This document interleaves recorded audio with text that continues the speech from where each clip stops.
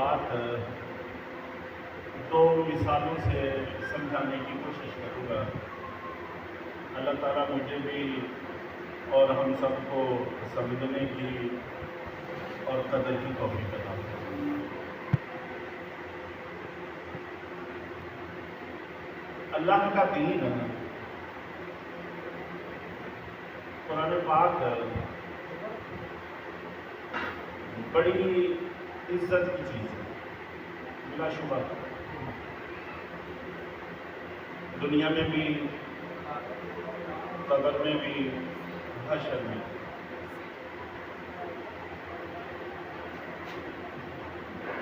لیکن اللہ رب العزت نے اس پر تنگی کا ایک پردہ ڈال دیا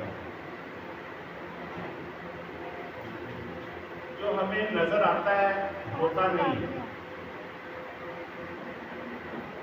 جیسے وہ مشہور حدیث آپ نے سنی ہے نا جی، اللہ تعالیٰ نے جنت بنائی، جبریل کو کہا کہ دیکھ کے آؤ، دیکھ کے آئے تو تبصرہ فرمانے کا حکم دیا، تو جبریل نے تبصرہ کیا کہ کوئی بھی پیچھے نہیں رہے گا، سب جنت میں جائیں گے۔ اللہ تعالیٰ نے جنت کو بھی ایک پردے سے ڈھانپ دیا، وہ نظر آتا ہے، لگتا ہے، محسوس ہوتا ہے، ہوتا نہیں ہے۔ اور فرمایا کہ اب دیکھ کے آؤ۔ اب جب دیکھا تو فرمایا کہ شاید کوئی ٹاما ٹام نہیں جائے گا، کوئی۔ اسی طرح جہنم تو جبریل دیکھ کے آئے، فرمایا کہ اس میں کوئی نہیں جائے گا، جو بھی سنے گا ڈر جائے گا، ڈر کے زندگی گزارے گا۔ اللہ تعالیٰ نے اس کو بھی خواہشات کے پردے سے ڈھانپ دیا، وہ بھی نظر آتا ہے، ہوتا نہیں ہے۔ پوچھا کہ اب دیکھ کے آؤ، دیکھ کے آئے، تبصرہ کیا کہ اب تو شاید ہی کوئی اس سے بچے گا۔ اسی طرح یہ دین اللہ کی نظر میں بڑی عزت کی چیز ہے، بڑی قدر کی چیز ہے۔ اس پر اللہ نے ایک پردہ ڈالا ہے، تنگی کا، مسکنت کا، غریبی کا، جو نظر آتا ہے، ہوتا نہیں ہے، نظر آتا ہے۔ اور یہ ڈالنے کی وجہ خدا نہ خواستہ دین کی قدر کم کرنا مقصود نہیں تھا، بلکہ دین کو ناقدروں سے بچانا مقصود تھا، تاکہ یہ دین ناقدروں سے بچ جائے۔ اس لیے پردہ ڈالا ہے، اس لیے نہیں ڈالا کہ خدا نہ خواستہ اللہ نہ کرے دین کی عزت، اس کی قدر، اس کی اہمیت کم ہو، اس لیے نہیں ڈالا۔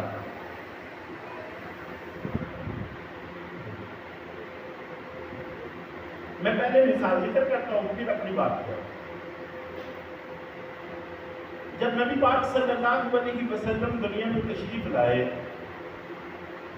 بلا شبہ کل کائنات میں اللہ کے بعد سب سے عزت والی شخصیت دنیا میں ہے، جس کو آپ کے پاؤں کی قدموں کی دھول بھی نصیب ہو جائے تو گویا کل کائنات سے زیادہ اس کو حاصل ہو گیا۔ لیکن اللہ نے کیا کیا؟ یتیمی کا پردہ ڈالا، یتیمی کا پردہ ڈالا۔ دائی آتی ہے، سنتی ہے کہ یتیم ہے، چھوڑ کے چلی جاتی ہے۔ اس دائی کو اس وقت پتا تھا کہ میں کتنی بڑی دولت کو ٹھکرا رہی ہوں، کوئی سوچ بھی نہیں سکتا تھا۔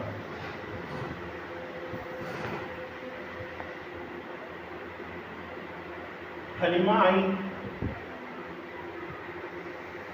انہوں نے یہ کہہ کر کہ یتیم ہے تو کوئی بات نہیں، اللہ راضی ہوں گے، گود میں لے لیا۔ ہر دائی آتی ہے، منہ موڑ کے چلی جاتی ہے۔ یہ جو یتیمی کا پردہ ڈالا تھا اور دائیاں وہاں سے منہ موڑ کے جا رہی تھی، یہ یتیمی کا پردہ اس لیے نہیں ڈالا تھا کہ خدا نہ خواستہ اللہ نہ کرے آپ کی کوئی شان کم کرنا مقصود ہے، آپ کی قدر اور اہمیت میں کمی لانا مقصود ہے، ایسا مقصد نہیں تھا۔ اللہ کا مقصد یہ تھا کہ نہ قدروں سے اللہ کے رسول کی حفاظت ہو۔ یہ وہ دولت ہے جو قدر دان کے ہاتھ میں تو آئے، نہ قدرے کے ہاتھ میں نہ چلی جائے۔ اگر پہلے سے بتا دیا جاتا کہ یہ جو تمہیں یتیمی نظر آ رہی ہے یہ تو وہ ذات ہے جو کل کائنات کے یتیموں کا آسرا بنے گی، گود میں لے کے تو دیکھو،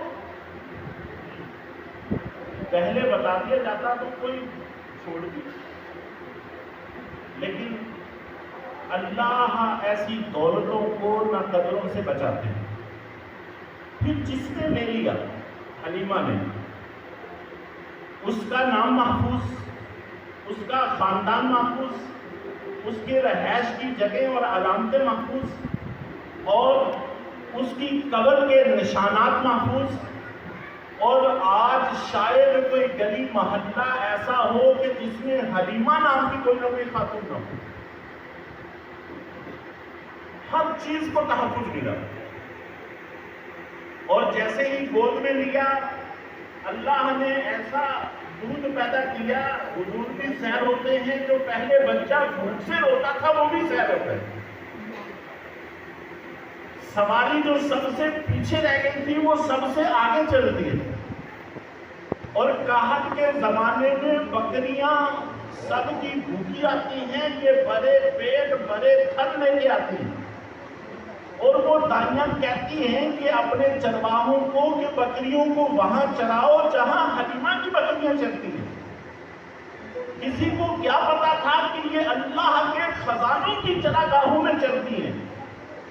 اس کے گھر کے برتن جو ہر وقت خالی رہتے تھے، اب دودھ ڈالنے کے لیے کوئی برتن نہیں بچتا، ایسی بہاریں اللہ نے عطا فرمائی۔ تو یتیمی کا پردہ جو ڈالا تھا خدا نہ خواستہ اس وجہ سے نہیں تھا کہ حضور کی قدر کم ہو، بلکہ اس وجہ سے ڈالا تھا کہ نہ قدروں سے حضور کو تحفظ رہے۔ دین بھی اسی طرح ہے۔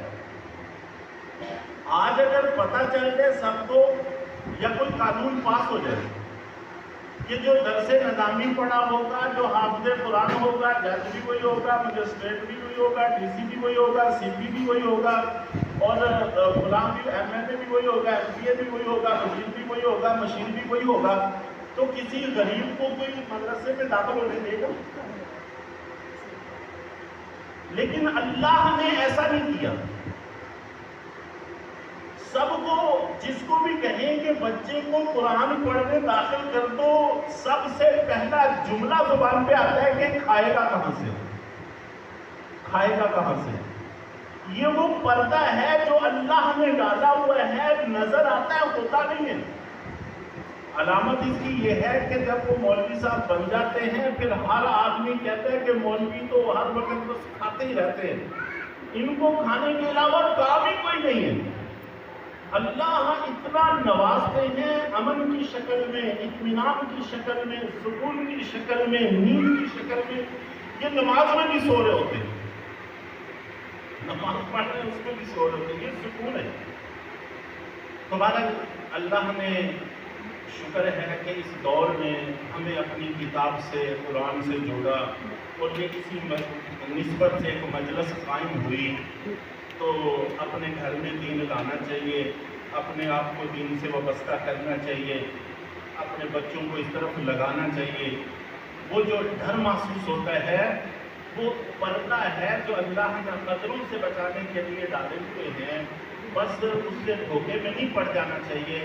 اللہ تعالیٰ ہمیں شیطان کے اور نفس کے اس دھوکے سے محفوظ فرمائے اور دین سے وابستہ ہونے کی توفیق عطا فرمائے۔